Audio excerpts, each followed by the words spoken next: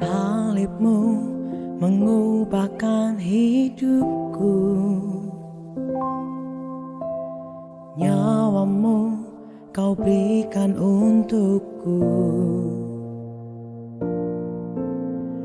darahmu terjun. Shalom sahabat Sinar Kasih, mari kita kembali merenungkan kebenaran firman Tuhan dengan tema darah pendamaian, terambil dalam Imamat 17 ayat 11.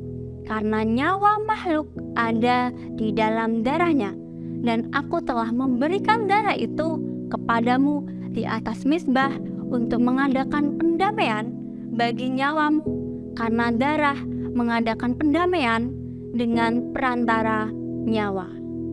Saudara yang terkasih, seiring dengan berjalannya waktu, kita melihat adanya hal-hal yang sama sekali mungkin tidak berubah, namun sekaligus ada hal-hal yang justru harus berubah. Perhatikan matahari yang selalu terbit dari ufuk timur dan tenggelam di ufuk barat. Hal itu tidak bisa berubah. Namun, bagaimana orang memanfaatkan cahaya matahari teruslah berubah. Dan kini sudah ada teknologi pembangkit listrik tenaga surya.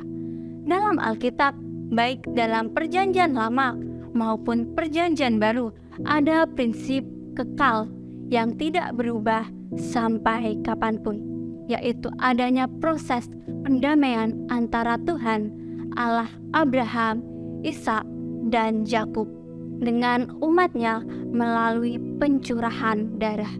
Perbedaannya adalah dalam Perjanjian Lama, darah yang dicurahkan adalah darah dari binatang yang menjadi korban pendamaian. Sedangkan dalam Perjanjian Baru, darah yang dicurahkan adalah darah Yesus Kristus, Sang Anak Domba yang menjadi darah pendamaian. Dengan adanya proses pendamaian atau rekonsiliasi ini, maka status setiap orang percaya mengalami perubahan besar, yaitu dari berstatus sebagai musuh Allah menjadi berstatus sebagai sahabat, bahkan anak-anak Allah. Darah Yesus Kristus yang telah dicurahkan sebagai darah pendamaian merupakan penggenapan dari pencurahan darah binatang.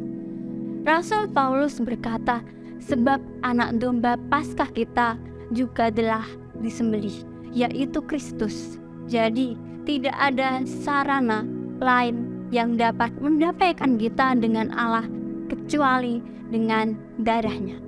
Kita patut bersyukur karena oleh curahan darahnya kita didamaikan dengan Allah. Tuhan Yesus memberkati. Ku angkat hatiku, tinggikan namamu,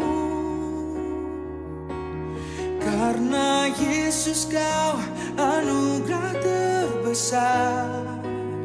Ku naikkan syukurku untuk kemurahan-Mu. Hanya Yesus kau anugerah terbesar. Ku angkat hatiku, tinggikan namamu, karena Yesus kau anugerah terbesar. Ku naikkan syukurku untuk kemurahan-Mu.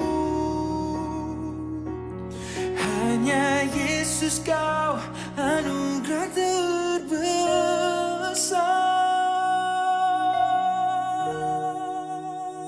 Pertolonganku ialah dari Tuhan yang menjadikan langit dan bumi.